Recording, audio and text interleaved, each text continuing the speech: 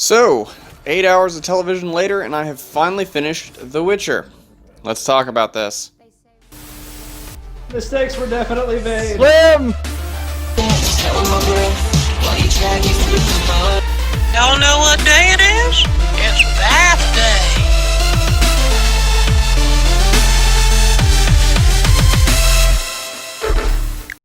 Hey everybody, what is going on? Brandon here, this time with my review of The Witcher, the Netflix series starring Henry Cavill that's based off the series of novels that also has a ton of games that spun off of it. And guys, before we get started, I gotta say, I'm gonna try to do this whole video without really spoiling anything. I'm gonna try to give you guys an honest review without ruining your experience watching it yourselves if you've not seen it.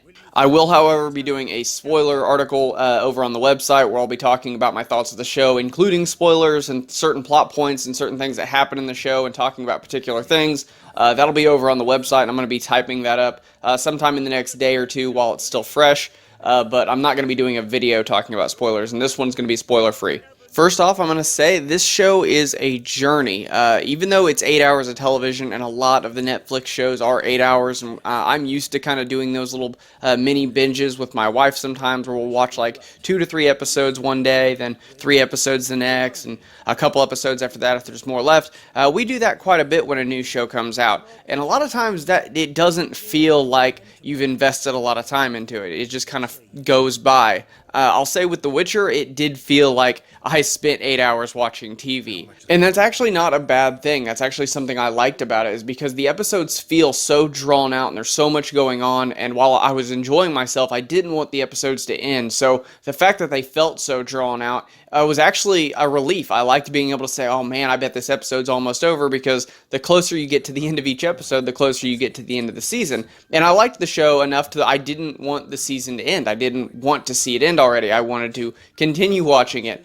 So I will say the fact of how long it feels and how drawn out it feels is actually a good thing and actually contributes to the show, whereas in a lot of times with some movies it'll kind of pull the audience out and make them not want to sit through anymore. And I'll say this, the show feels like a perfect combination of the books and the game. It's taking the stories from the books and telling them in the tone that the game kind of went down. I will say that, especially from Geralt's perspective, the show feels like the game tone-wise. So they did a good job of kind of merging both aspects. Though if you're not familiar with the books and you've only played the game, understand right now before you even start the show that the show has time jumps. It's taking place during 3 different people's perspectives: Ciri, Geralt, and Yennefer. And you need to understand that each perspective is a different timeline. Knowing that early is going to save you a lot of frustration early on. Now, you eventually figure out that they are in different timelines. I think I was in episode 2 or 3 when I just kind of figured it out. And it doesn't tell you. It gives you clues throughout the entire show that they're in different timelines, and then you just kind of figure it out. But knowing early on that it was in different timelines actually would have made the first couple episodes a little bit easier to understand. And honestly, I will say the only real failure here is just the way they are trying to tell the story, the way Netflix is trying to tell the story. With the time jumping thing, like I said, it would have made it a lot more easier to understand early on, would have made things a lot smoother if they had just somehow explained early on that these were in different timelines. Not doing that and forcing the user to try to figure it out on their own. Just kind of takes away a little bit. Makes the user work too hard to kind of understand what's going on here. As well as the fact that there's terminology and stuff, and there's lore that they kind of expect the user to know. There's things in the show that if you've not read the books, you're not going to understand, and you're going to have to kind of Google or look it up. And that's kind of a ball drop, because yes, we want this show to be made for the people that are already invested in this series of books and the games, but also you kind of want to draw in new users and new fans to this franchise. So kind of explain things a little bit more. I will honestly say that felt like the only real big problem I had with Season 1. Because there was multiple times I actually had to pause the show and explain something to my wife that it never expanded on in the show, but really should have, because it contributed to a pivotal plot point in the show. And that was kind of a ball drop. I mean, I will honestly say, as much as I love the show because I've read the books, I've played the game, I know what's going on, if you are a new fan to this franchise, you're going to get lost in the first season and you might not stick with it into season 2. So yeah, that's really the biggest thing that Netflix failed to do here, is try to bring in new fans to the franchise. Henry Cavill is perfect as Geralt, I will honestly say. When I first heard of his casting, it wasn't something I was over the moon about. I was okay with it because he's a good actor. I knew he could probably play the role at least decently. We saw the first screen test to him in the suit, and I was kind of like, oh, that looks a little cheap, but you know, maybe it'll be okay, maybe it'll be good. And I'll say he's perfect. He nailed Geralt. I would rather see him play Geralt than ever play Superman again. Honestly, he nailed the role. Yennefer, I was a little bit on the fence with the casting when I heard about it because I'd never seen the actress play anything. But after seeing her play Yennefer, perfectly okay with that casting choice.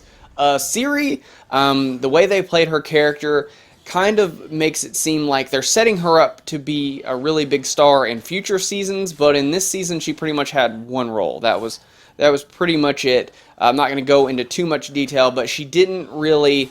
there wasn't a lot going on to let me know whether or not she's going to be a good fit for Ciri in the future seasons. And I'll say this show needs future seasons. I'll say it probably needs way more than one more season. Luckily, it's already been renewed for season 2. It was renewed for season 2 before season 1 ever even came out. And season 1 is now the highest viewed show on the service. So I think season 3 will probably be safe as long as season 2 does good.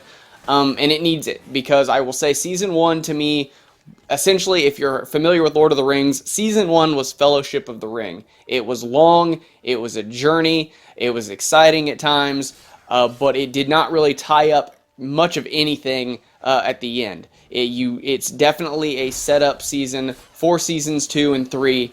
It's definitely an overarching story that you're going to want to watch all of. Probably not something you're going to want to try to get into season 2 if you've not seen season 1, or get into season 3 if you've not seen seasons 1 and 2. You're going to want to watch from the beginning to the end. Do not skip an episode, because you never know the way the show tells its story. You never know if you're going to miss something important. Because much like the game, where sometimes your decisions will actually affect the outcome later depending on what you decide, the show does the same thing. Sometimes you will see a scene or an entire episode with Geralt that doesn't really seem like it fits anywhere in the overarching plot when it comes to Ciri and Yennefer, and then you'll realize later, even if it's just an Easter egg or a character, something interconnecting their plot line with Geralt's, that will it'll just come back into play later. So you want to watch all the episodes, because almost every episode has something that will impact something later in the season, or show a little bit more story as to what actually was going on in an earlier episode. It makes a lot of sense if you watch the whole show. There was one reviewer on Entertainment Weekly. He actually skipped, I think, like 2 or 3 episodes and then complained that he didn't understand the show after he finished it. You can't do that. You cannot skip this show. If you need to use the bathroom, I suggest pausing it, because you might actually miss something very, very important. And one great thing the show does is the fight scenes. As soon as you finish episode 1, you'll know what I'm talking about. Episode 1 sets the bar high when it comes to sword fight scenes, and Geralt is essentially the John Wick of this universe with a sword. The fight scenes are phenomenal, and I'll say these are probably the best sword fight scenes that I've seen in a show like this in a long time, and that includes Game of Thrones. All in all, the show is great. I highly recommend it, even if you may need to do some light reading in order to answer some questions you may have. I would say the show is definitely an 8 out of 10. I would only score it that, though, because I had to explain so much stuff to my wife. Had I not had to do that, easily would have been a 10 out of 10. I know some people don't really like the way the storytelling is done, because it has to explain 3 different people's story in one season, but I will honestly say I think they did an okay job, and I think if you're worried about season 2, now, because of where we are at the end of season 1, I don't think season 2 is going to do this kind of storytelling. So I think this season was more of a setup for a more linear story that we're going to go into in season 2 and 3. So definitely, I look forward to season 2. Highly recommend this show. But guys, that's all the time I got for this, and I hope you guys enjoyed this video. If you like this video and you want to see more, please do me a favor and hit that red subscribe button. If you want to know anytime Nathan or I upload videos, please do us a favor and ring that bell icon. But thank you guys so much for watching, and I will see you guys next time. Hey guys, hope you enjoyed the video. If you like it, please do us a favor and mash that thumbs up button. Unless, of course, you're one of the easily offended snowflakes and you've already mashed that dislike button. I know you did. Anyway, check out some of our stuff over on the left. Check out some of our links down below. Thank you guys so much for watching. We'll see you guys next time.